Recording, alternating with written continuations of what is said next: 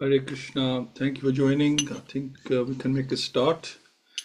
Jai Radha Madhava, Jaya Kunj Bihari, Jai Radha Madhava, Jaya Kunj Bihari, Jaya Gopi Jana Vallabha, Jaya Gira Vardhari, Jaya Gopi Jana Vallabha, Jaya Gira Vardhari, Shodanandan Vraj Jana Ranjana, Shodanandan Vraj Jana Ranjana, Yamuna Tiravanachari, Jai Radha Madhava, Jaya Kunja Bihari, Jai Radha Madhava, Jaya Kunja Bihari, Hare Krishna, Krishna Krishna, Hare Hare, Hare Rama, Rama Rama, Hare Hare, Hare Krishna, Krishna Krishna, Hare Hare, Hare Rama, Rama Rama, Hare Hare. Hare Krishna, Krishna Krishna, Hare Hare, Hare Ram, Ram Ram, Hare Hare, Hare Krishna, Krishna Krishna, Hare Hare, Hare Ram, Ram Ram, Hare Hare. Om Gyantimirandasya Gyananjana Shalakya Chakshurmilitam Yena Tasmai Shri Gurave Namah Shri Chaitanya Manobishtam Staptam Yena Bhutle Sayarupa Kadamahyam Tadati Swapadantikam Vandeham Shri Guru Shri Yutapadakalam Shri Gurun Vaishnavcha Shri Rupam Sagrajatam Sagana Raghunatham Nitam Sajim Sadhvetam Savadutam Krishna Setam Krishna Chaitanya Deva Shri Radha Krishna Padan Sagana Lalita Shri Vishakhanvitam Cha Hey Krishna Karuna Sindhu Dinbandhu Jagatpate Gopesha Gopika Kant Radha Kant Namastute Tapta Kanchan Gaurangi Radhe Vrindavaneshwari Rishabhana Sutta Devi Pran Mami Hari Priye Vancha Kalpatruvehascha Kirpa Sindhuvevacha Patitana Pavanebhyo Vaishnavyo Namo Namah Namo Vishnu Padaya Krishna Prasthaya Bhutale Śrīmate Bhaktivedanta Swami Te Namine Namaste Saraswati Deve Gauravani Pacharine Nirvishesha Shunyavadi Paschatya Deshatarine Jai Shri Krishna Chaitanya Prabhu Nityananda Shri Advaita Gadadhar Shri Vasti Gaur Bhaktivinoda Hare Krishna Krishna Krishna Hare Hare Hare Rama Rama Rama Hare Hare Om Namo Bhagavate Vasudevaya Om Namo Bhagavate Vasudevaya Om Namo Bhagavate Vasudevaya Mukam Kroti Vachalam Pangum Langyate Grim Yat Kirpatam Vandashi Gurundin Taranam Paramananda Madham Shishtaneshram Hariam Tassat Narayan Namaskritya Naram Cheva Nautam Devim Saraswati Vyasam Tato Madhurya Nashta Preshabdureshu Nityam Bhagavad-Sevayā Bhagavati Uttam Shloke Bhakti Neshtaki. Okay. So we are on verses 39 to 43 today, and on Queen Kunti's wonderful prayers, and we're talking about marks of auspiciousness. Let's just share that with you.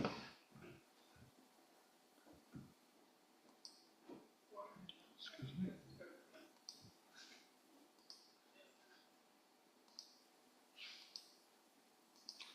Okay, that should be showing.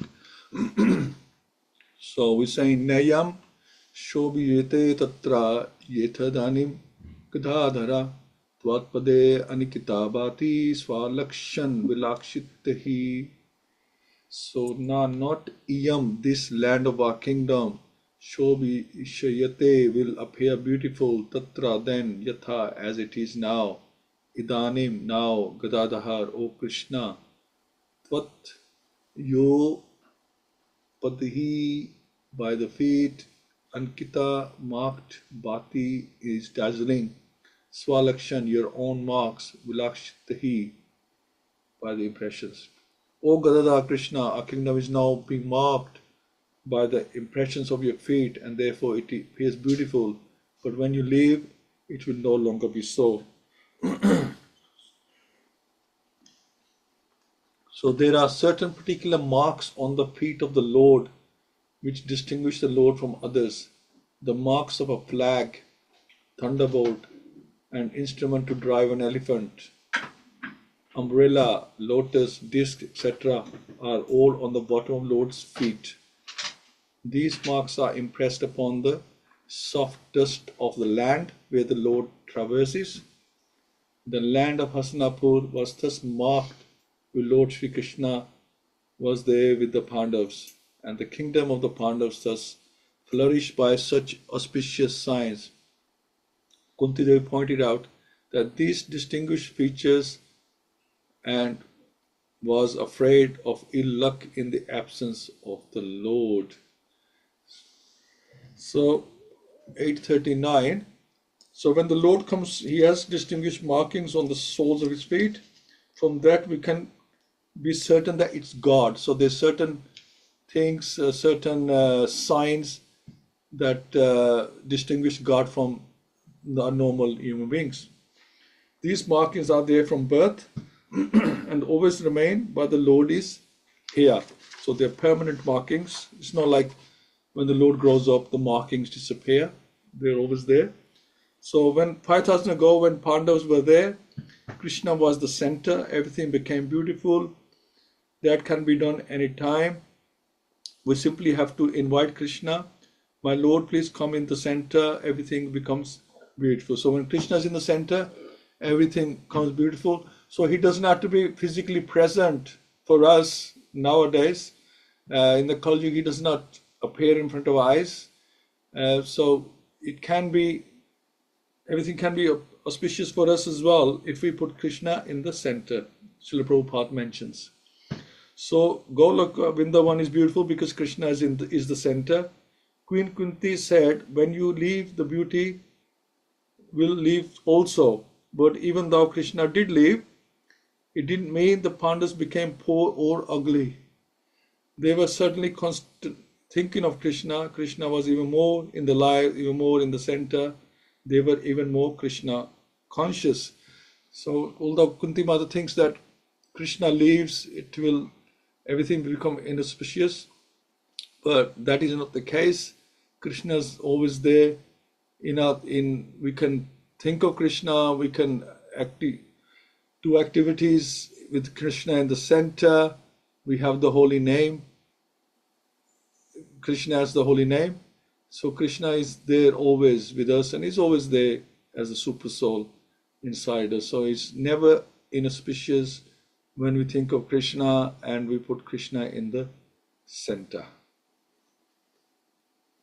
So Krishna is there always. He never leaves our side. Me jana phat swardha supaka vaushadi virodha vinadri nadi udan vanto ehi adante tav vikshitahi.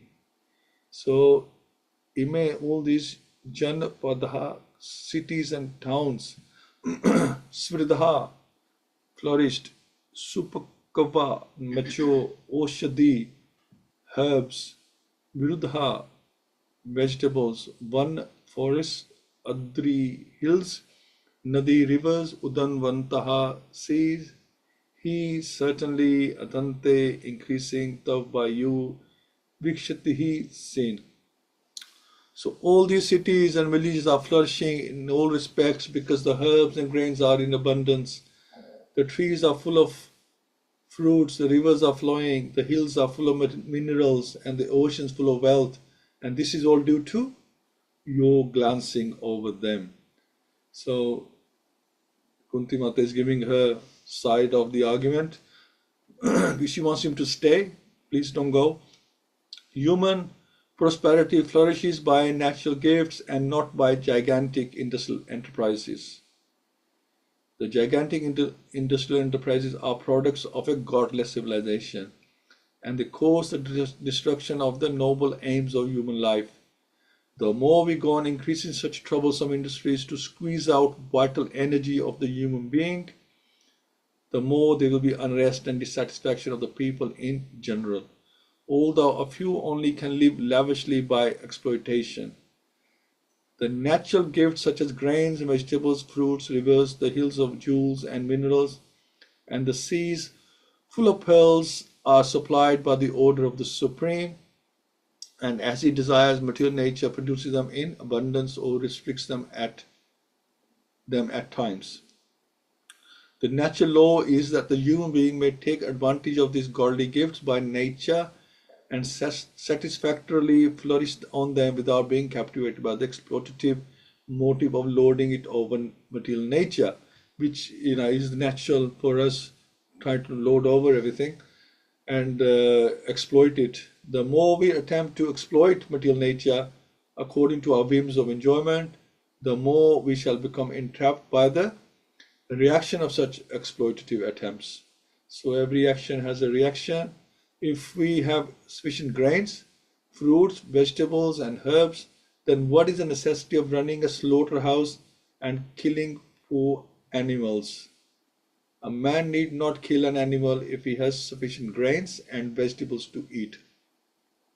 The flow of river waters fertilizes the fields, and there is more than what we need. Minerals are produced in the hills and the jewels in the ocean. If the human civilization has sufficient grains, minerals, jewels, water, milk, etc., then why should it hanker after terrible industrial enterprises at the cost of the labor of some unfortunate men? But all these natural gifts are dependent on the mercy of the Lord. What we need, therefore, is to be obedient to the laws of the Lord and achieve the perfection of human life by devotional service. The indications by Kunti Devi are just to the point.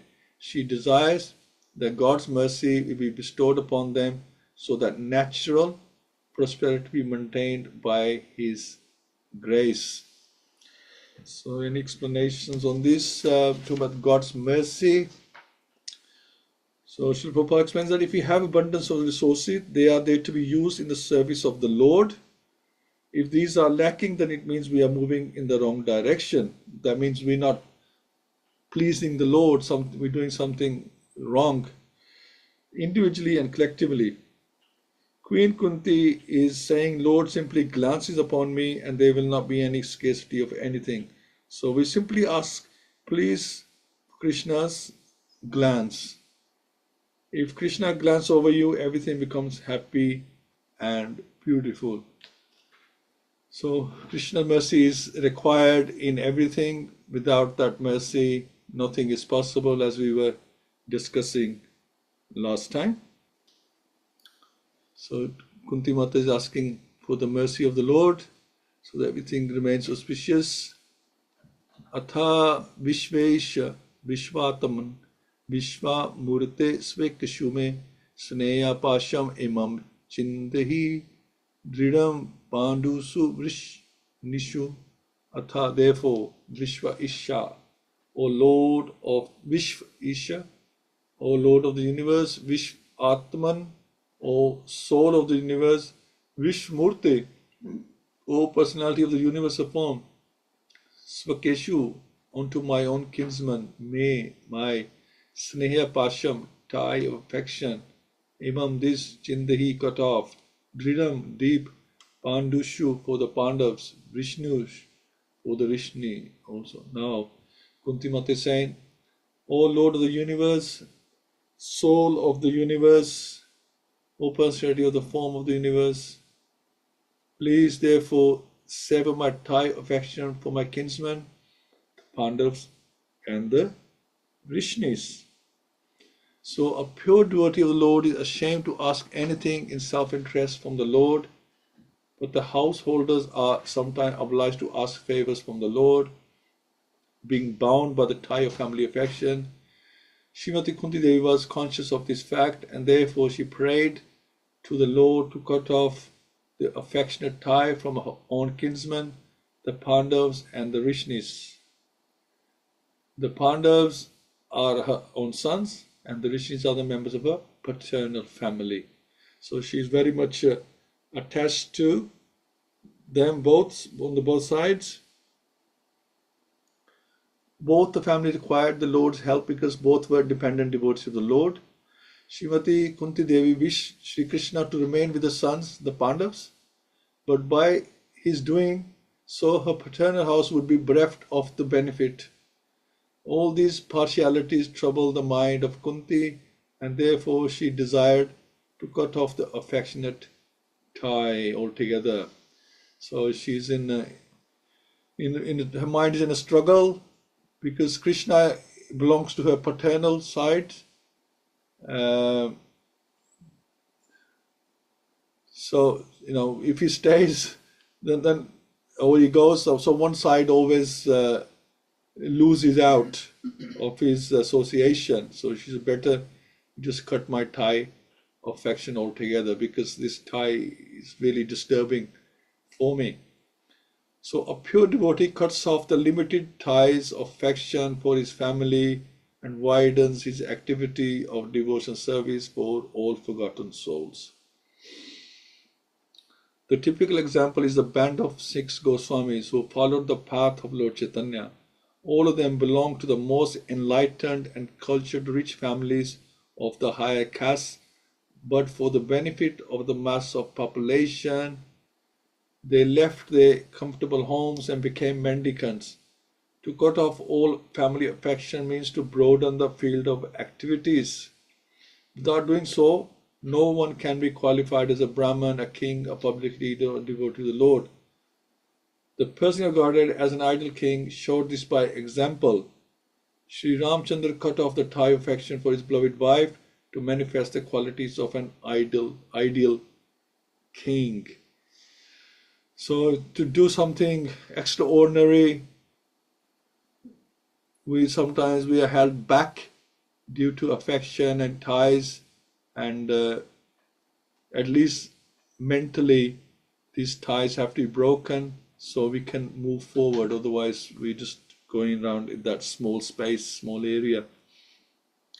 Such personalities as Brahman, a devotee, a king, or public leader must be very broad-minded in discharging their respective duties.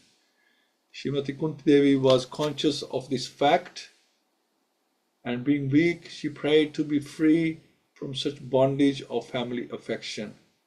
The Lord is addressed as the Lord of the universe, or the Lord of the universal mind, indicating his all-powerful ability to cut the hard knot of family affection.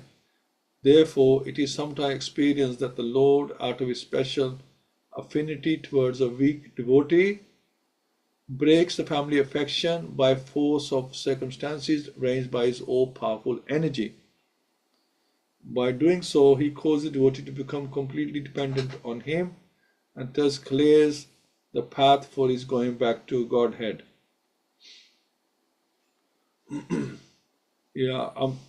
The example that comes to my mind is like Narad Muni.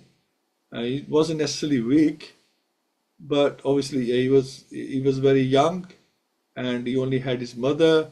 But once that tie was broken, then the sky was the limit for Narad Muni, and he managed to go back to Godhead through that. So obviously he used his circumstances to his benefit, spiritual benefit. So like that. So basically saying that don't be stuck mentally, don't be stuck in that small area of affection, just always thinking about wife, children, grandchildren, and you just want to see their children and their children. Like like that. You're told all your time is spent around them. Spirituality should be the main purpose. So if you are here, my parental family, the Vishnus will suffer. If you go, then my sons, the Pandavas, will suffer. These partialities are troubling my mind. This is what Kunti was saying. Please cut off my ties from the Vishnus and the Pandavas, but they are all devotees of Krishna. So why does she want to break ties with them? So this is one question we may have discussed before, that why does she want to break up ties with the devotees of Krishna? She wants to break mutual ties so she does not think about them at the time of death. This is another reason. This is another reason for everyone not to be too attached to the family, to the pets even. A lot of people are attached to their pets, because so whatever you're thinking about at the last moment, that's where your consciousness will go, and you will most likely become something related to that. So Kunti Mata is saying, please break my tie. One, because it's causing us confusion, because wherever Krishna is, somebody is losing out. And secondly, she wants that end of a life, she should be thinking about him. But her other family, the thought of the other family are an obstacle. So she says that I'm just too attached to them, my maternal side and my this husband side. So I really need to break free from these attachments. So whatever you're doing, please cut off my ties with Vishnus and the Pandavas, but they are the devotees of Krishna, so why does she want to break ties with them? She wants to break material ties so she doesn't think about them at the time of death. It's too risky to keep these ties. She doesn't want to be attached to them by material affection. So she doesn't want to take the risk at the time of death. So Mata, these prayers are completely packed with so much. She's thinking of everything, every angle. Tvai me nanya vishya matir madaupate askrit ratim udvadat adha gange bhogam udanvati. Tvai, unto you, me, my ananya vishya, unalloyed madhi, attention, madhupate, O Lord of the Madhu, Sakrit, continuously, Ratim, attraction, Udva, Hatat, may or flow, Ada, directly, Ganga, the Ganges, Eve, like, Ogam flows, Udanvati, down to the sea. So before I just read this, somebody asked Srila Prabhupada that, so Kunti Mata, although her sons, her family were great devotees, she was saying she doesn't want to think about them because she might think about them at time of death. But is it okay, Srila Prabhupada, that we think of you at the time of death? And Srila Prabhupada said, yeah, that'd be fine. So what is the difference? Prabhupada is a devotee, her sons were devotees. So where is the difference in thinking, in consciousness? How can you think about Prabhupada and not think about the Pandavas, who are also great devotees of Krishna, and they actually had the direct association of Krishna face to face. So the difference is that her relationship with her children, her sons, is a material relationship. She's thinking of them not as devotees, she thinks of them as her children. Whereas with Srila Prabhupada, our association, our relationship, our connection with him is spiritual. So we're thinking on a spiritual level, we won't be thinking on a material level. That is the difference. O Lord of Madhu, as the Ganges forever flows to the sea without hindrance, let my attraction be constantly drawn onto you without being diverted to anyone else. So here she gives an example that her attraction should be totally focused on Krishna, and there'll be no other tributaries going left and right to other people. Perfection of pure devotional service is attained when all attention is diverted towards the transcendental loving service of the Lord. To cut off the tie of all other affection does not mean complete negation of the finer elements, like affection for someone else. This is not possible. A living being, whoever he may be, must have this feeling of affection for others, because this is a symptom of life. So Srila Prabhupada explaining that it doesn't mean that you completely become numb or emotionless to your other connections. The symptoms of life, such as desire, anger, hankerings, feelings of attraction, etc., cannot be annihilated. Only the objective has to be changed. Desire cannot be negated. But in devotional service, the desire is changed only for the service of the Lord in place of desire for sense gratification. So the so-called affection for family, society, country, etc. consists of different phases of sense gratification. When this desire is changed for the satisfaction of the Lord, it is called devotional service.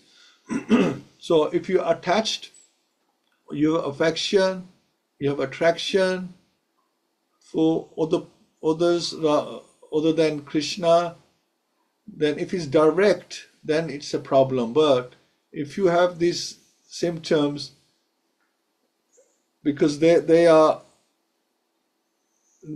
part of Krishna, then it's okay. So the attraction should be through Krishna, because they are connected to Krishna. So Krishna should always be in the center. Then it's okay. You think of them as Krishna's property or Krishna's children. If you think they're my children, my property, my this, then it's a problem. So you go through Krishna, then it's okay. So Krishna should be first.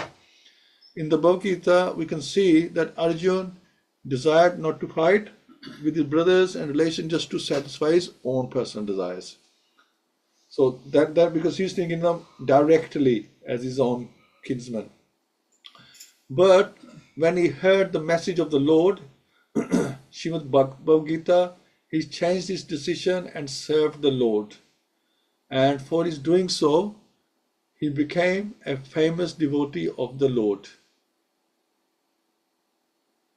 For it is declared that in all the scriptures that Arjuna attained spiritual perfection by devotional service to the Lord in friendship. The fighting was there, the friendship was there, Arjuna was there, Krishna was there, but Arjuna became a different person by devotional service. So whatever we're doing as a service. So if we are serving the family, serving the friends, serving the community, serving the congregation, the devotees, we're doing as a service, as a servant to Krishna. Therefore, the prayers of Kunti also indicate that some categorical changes in activities. Srimati Kunti wanted to serve the Lord without diversion, and that was her prayer. This unalloyed devotion is ultimate goal of life. Our attention is usually diverted to the service of something which is non-godly or not in the program of the Lord. When the program is changed into the service of the Lord, that is to say, when the senses are purified in relation to the service of the Lord, it is called pure, unalloyed devotional service. Srimati Kunti Devi wanted that perfection and prayed for it from the Lord. So she just wants to serve Krishna and anything else related with Krishna, not directly.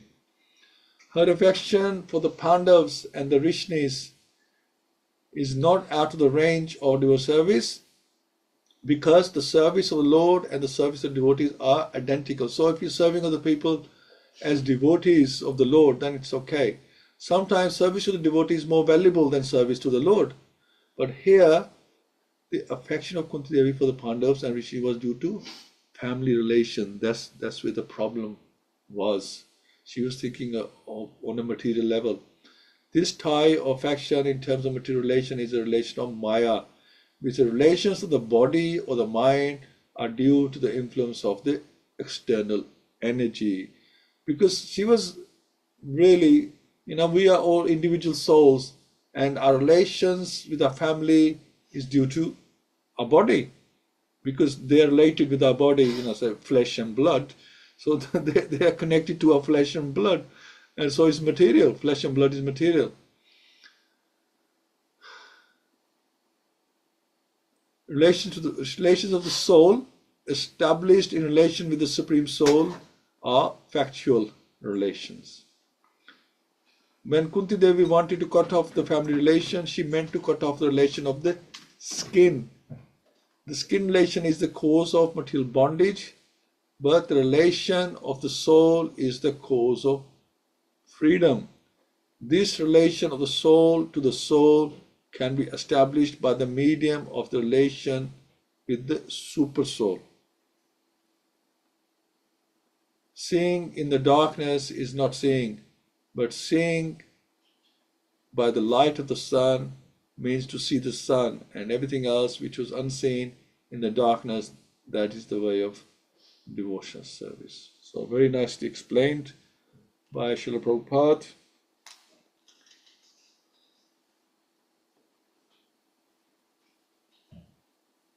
So Srila Prabhupada explains that she didn't want any hindrance to her attraction towards Krishna. All affection or attraction should be not direct due to family ties or designations, but should be because all these people, I am affectionate to them because they are devotees of Krishna, they are part of Krishna.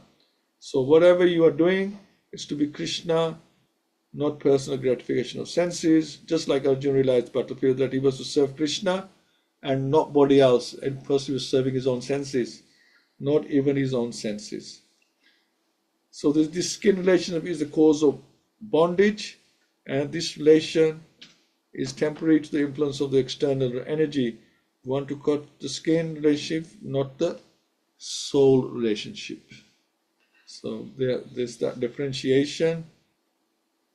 We have to see beyond the skin disease of the affection of family members. So very nicely explained. And just to the last one, 43. Shri Krishna Krishna Sakharishne Rishabhavani Drug Rajanya Vamshadananna Pavarg Virya Govinda Godvija Sarurati Haravatar Yogeshwarai Kila Guru Bhagwan Namaste. Shri Krishna, O Shri Krishna, Krishna Sakha, O friend of Arjun, Rishni of descendant of Rishni, Rishabha, O chief of Bani, the earth, Druk, rebellious, Rajanya, Vamsha, dynasties of the kings, Dahana, O annihilator, Anapavarg, without deterioration of Virya, prowess, Govinda, O proprietor of Golok, Tam, go of the cows, the which the Brahmanas, the demigods, Arti, her to relieve distress, Avatar, O Lord of who descends, Yogeshwara, O master of all mystic powers, Akhila universal, Guru of preceptor, Bhagwan, O possessor of all opulences, Namaha Te, respectful obeisance unto you. O Krishna, O friend of Arjun, O chief amongst the descendants of Rishni, you are the destroyer of those political parties which are disturbing elements on this earth. Your prowess never deteriorates. You are the proprietor of the transcendental abode, and you descend to relieve the distresses of the cows, the brahmanas, and the devotees. You possess all mystic powers, and you are the preceptor of the entire universe. You are the Almighty God, and I offer you my respectful obeisances. So a summary of the Supreme Lord Sri Krishna is made herein by Srimati Kunti Devi. The Almighty Lord has his eternal transcendental abode where he is engaged in keeping Surabhi cows. He is served by hundreds and thousands of goddesses of fortune. He descends to the material world to reclaim his devotees and highlight the disturbing elements in groups of political parties and kings who are supposed to be in charge of administration work. He creates, maintains, and highlights by his unlimited energies, and still he is always full with prowess and does not deteriorate in potency. The cows, the brahmanas, and the devotee lord are also objects of his special attention because they are very important factors for the general welfare of living beings. So Kunti Devi has put everything together in this verse.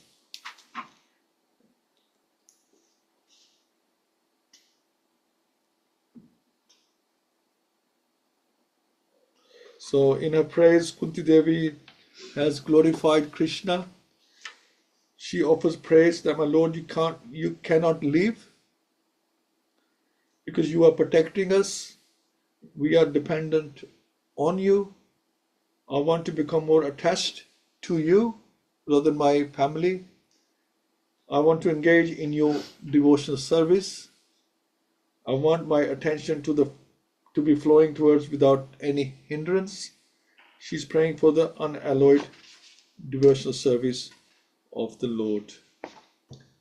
So amazing praise by Kunti Mata, and packed with so much wisdom and knowledge that she has acquired in her times. No wonder she's mother of the 5 great Pandavas and Bua to Lord Krishna, and sister of Vasudev. So, and queen, she's Queen Kunti, the wife of Pandu.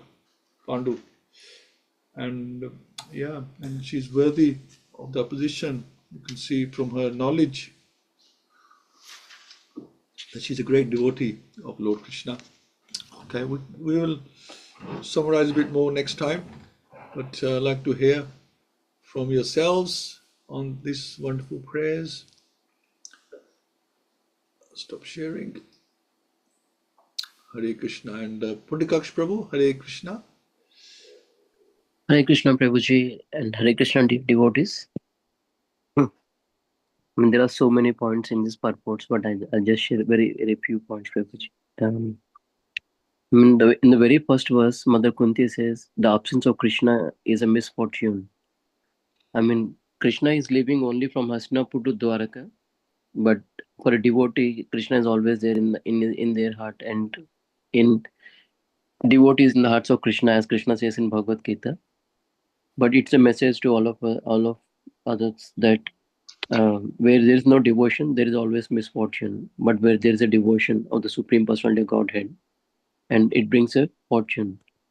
Because once you become a devotee, like a father protects his child, Lord protects his devotees at all times. And Mother Kunti says the resource are being given, plenty of resources has been given. There is no special need to do a special endeavor or generate things by using an unnatural process. Naturally, there are plenty of things provided by Krishna already, and so as we see in Nectar of Instruction, Atyahara Prayasascha, so endeavoring for more things will kill all your time, and human life is very important. So every moment is very much required. So don't extra endeavor for any unnatural things. Desire for natural and be happy, be content, and spend more time as much as possible in Krishna service. And Krishna and Prabhupada mentioned cutting off attachments doesn't mean that you're actually cutting off attachments completely, but you're prioritizing your spiritual life more than your material life, and trying to be in devotion for yourself and also helping others also to come close to Krishna. And and Krishna provide that opportunity for someone who is desiring to come to him. He will provide that opportunity for the devotee to come towards him. So sometimes we see some problems comes in our life, or some attachments being cut off automatically, but it's again the mercy of Krishna where he is giving an opportunity to come to him, rather than getting attached to the material life and in the material family as well. And finally, in that last stage, it says he always comes to protect Go and Brahmana. So Brahmanas are very important. and without brahmanas we cannot cultivate that knowledge. And because brahmanas spend time wholly in spiritual life, they will help us to be in spiritual life by following rules and regulations. Hare Krishna, Prabhuji. Hare Krishna. Thank you so much, Prabhu. Just want to just confirm who's 108, 108. Any names, please? So auspicious, or very auspicious, but Hare Krishna. Hare Krishna, Prabhuji. This is Anjali. Oh, Uh, nice. this is my first day, so I did not know how to join, so I was just struggling. So that's why I think so. I've changed it later.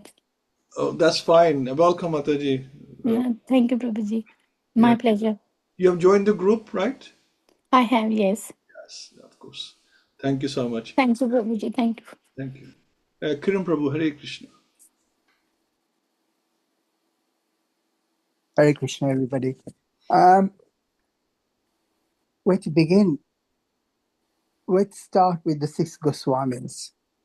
The six Goswamis were not just ordinary people. They were rich. They were living in the lap of opulence. But they gave it all up to follow the path of bhakti, the path of spirituality. So many of us strive to gain material wealth, but these six Goswamis went the other way. They gave up all that opulence, knowing that this was just material, which was immaterial. And they realized that the ultimate pathway is the devotion and our bhakti to God. And let these be an example to us that they have set such high bars for us to follow. And these bars must be maintained for us to realize the path to bhakti.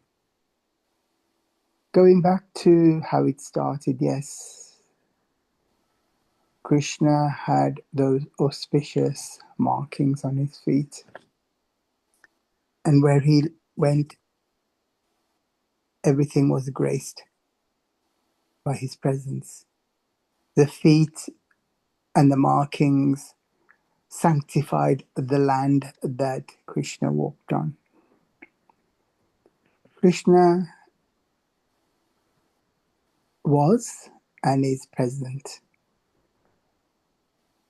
Kunti Mata was fearful that her nephew was going to depart and leave them bereft. But we can still have Krishna in the center of our lives, because Krishna was in the center of the Pandavas' lives and in the life of the inhabitants of Hastinapur and Dwarka and Vrindavan and so forth. How do we have Krishna in the center of our lives? Through our bhakti and the arti that we perform. The Rath, in the arti, the Rath is night or darkness, and we remove that ignorance by performing it with a lamp. And we put Krishna in the center because we are doing it in a circular way. And Krishna is at the center of that. And hence, we perform that process because physically he may not be present, but spiritually he resides in our hearts, in our minds, and as the super soul in everybody's heart. Kunti Mata talks of there is things in abundance in the world. There is. But such is man's depravity and greed that he has created some of these multinationals to create an industry where they make out that there isn't abundance. We don't need slaughterhouses. There's enough grains and food and vegetables that can meet the needs of humanity.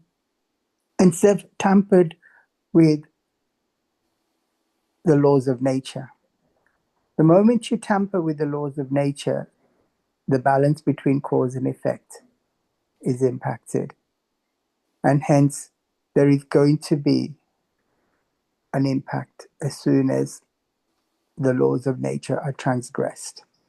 And the laws of nature are transgressed because of the rise in abattoirs, the rise in animal slaughter, the rise in the use of pesticides without using natural resources. And hence, these things are going to create difficulties and illnesses and diseases, as well as meet the needs of the kingpins of the multinationals. However, if we continue to maintain the four regulative principles and maintain the aspects of bhakti, then we can become detached from the material world. And the Goswamis clearly said, they left all that material things to emancipate their minds and their hearts. Emancipate yourself from mental slavery. None but ourselves can free our minds. Emancipate ourselves from mental slavery. None but ourselves can free our minds. So the effort and the intention has got to be solely on us. And for us to realize that there is an impact upon the laws of nature, and we also impact on the laws of nature, but we need to readdress those laws of nature. Kunti Mata clearly realized that, having that attachment is still a material attachment. And Arjun realized that he was afraid that he might kill his family members. But then he put God at the center of his actions and his thoughts and his perceptions and his cognition. He realized, no, I have to do the right thing. And so he put God at the center of his analysis, his perception, and his actions. And therefore, we must, as Kunti Mata summarizes, worship the cows, glorify Krishna, realize the impact of impacts of cause and effect, realize that we must become dependent upon the lotus feet of the divine, must be anchored to his lotus feet. That devotional service is intrinsic to our salvation, and the soul and the Paramatma, or the super soul, can have union through this process. Attention to devotional service, and our intentions have to be purified. Hare Krishna. Hare Krishna. Thank you so much, Prabhu. Yeah, devotion service, which for us starts by hearing, like we are doing, and Shravanam Kirtanam, by chanting, which is key in the Kali Yuga. We must chant and hear our chanting and hear pastimes like we are discussing, and always remember Krishna, never forget Krishna, because we can see Krishna everywhere.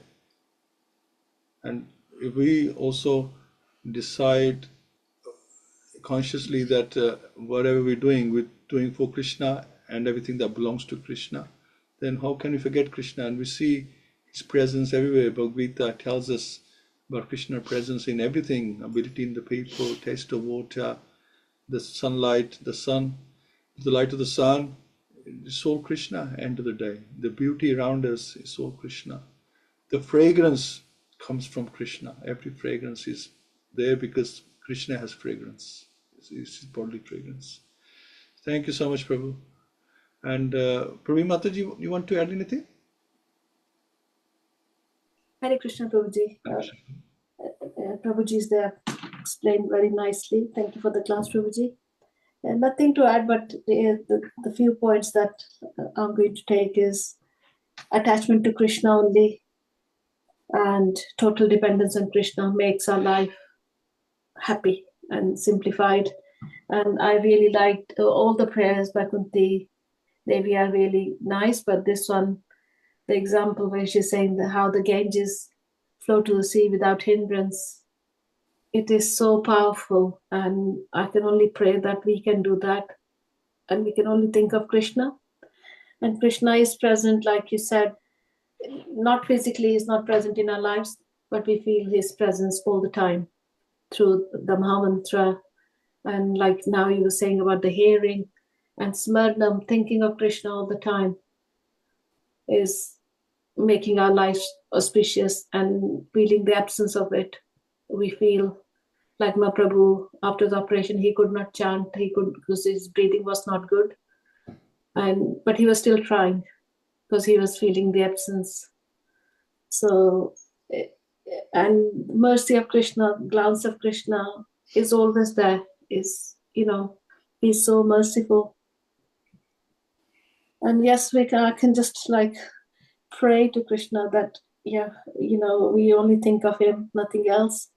And how Kunti Maharani is praying to cut the ties with the material relations. And we do see that, these are only causes of bondage and pain. But we still struggle. But we can only pray to Krishna that, we can only serve these relations as Krishna's devotees, Krishna's children. And I think to have compassion and to serve Krishna's devotees is, again, like, that's the very important point, because that is the only way we can serve Krishna.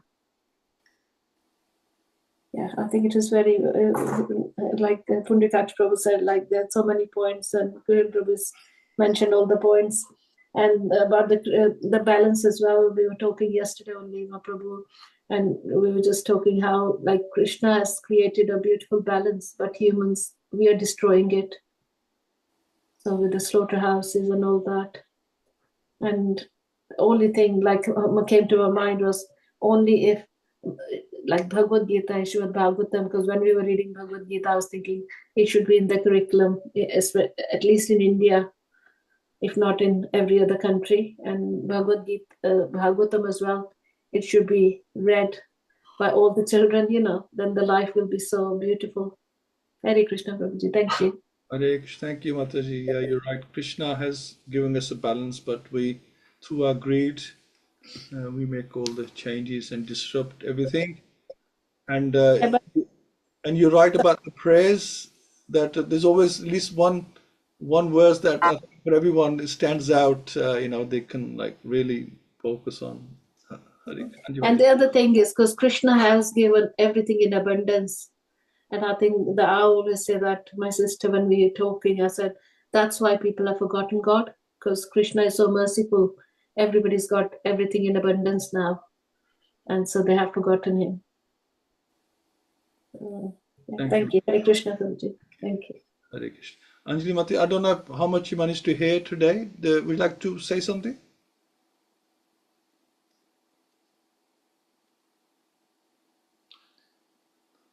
Okay, no worries. Radharani? Hare Krishna, everyone. My pranams to all of you. Yes, so we have seen the culmination of Kunti Maharani's prayer. So all the devotees in our head, Bhakti Devi, Tulsi Devi, Kunti Maharani. Amazing. And how she's saying to Krishna, don't go to Dwarka, to her brothers and to her uncles, stay with Pandavas at her in-laws. So, she's in a dilemma, but how she slowly comes out of it and, finalizes her in her prayers. And I really like that line in the purport where Srila Prabhupada says, to cut off family affection means to broaden the field of activities. So look at the vision of our grand spiritual master, what he has given to us, what we have to work on. So it's amazing. It's a science. It's a science. There's a start. There's something you need to do. Then you reach the final result. So bhakti is amazing. And Kunti Maharani only wants attraction to Lord and nobody else. And you know that finally in the final verse it says about after the unalloyed devotional service, which is highest, and what is most dear to Krishna is the cows and the Brahmins. Even in the mantra we say for offering, you know, bhoga to Lord in the end after saying the mantra to Prabhupada, the Panchatattvas, and then we say this mantra after the final mantra, which is the Lord's mantra. It is Namo Brahmanaya Devaya Go Brahmana Hitaya Cha Jagadhitaya Krishnaya Govindaya Namo Namah. So Krishna is even said, is finalized in his mantra that look, this is what is most dear to me. So look after my cows, look after the Brahmins, and the society will be in abundance of everything. So there's no dearth of anything. There's only lack in the right vision, right desires of the people.